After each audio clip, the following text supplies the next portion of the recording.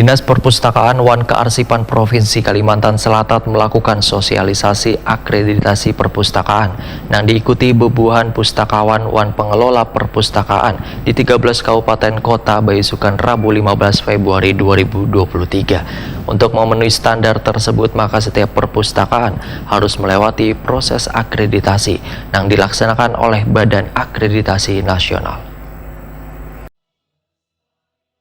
Dinas Perpustakaan Wan Kearsipan Provinsi Kalimantan Selatan melakukan sosialisasi akreditasi perpustakaan yang diikuti bebuhan pustakawan Wan Pengelola Perpustakaan di 13 Kabupaten Kota Baisukan Rabu 15 Februari 2023. Sekretaris Dispersip Kalimantan Selatan Endang Camsudin Wahetakuni Prima TV memedahkan berdasarkan pasal 11 Undang-Undang Nomor 43 Tahun 2007 tentang perpustakaan, yaitu setiap jenis perpustakaan harus memenuhi standar nasional perpustakaan, diantaranya standar koleksi sarana wan prasarana, pelayanan tenaga perpustakaan, penyelenggaraan wan standar pengelolaan. Untuk memenuhi standar tersebut, maka setiap perpustakaan harus melewati proses akreditasi yang dilaksanakan oleh Badan Akreditasi Nasional. Sedangkan akreditasi ini menurut Endang Camsudin adalah pengakuan formal yang diberikan oleh Badan Akreditasi terhadap kompetensi suatu lembaga atau organisasi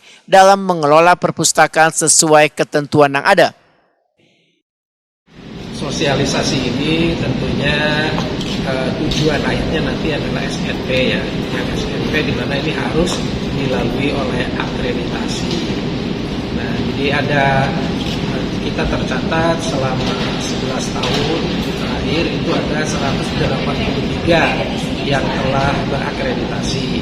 98 diantaranya itu dilaksanakan pada 2 tahun terakhir.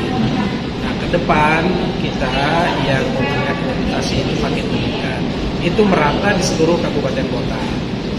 Jadi lebih meningkat jumlahnya. Kalau 2 tahun terakhir tadi 98, nanti 2 tahun ke depan, 3 tahun ke depan itu lebih banyak lagi.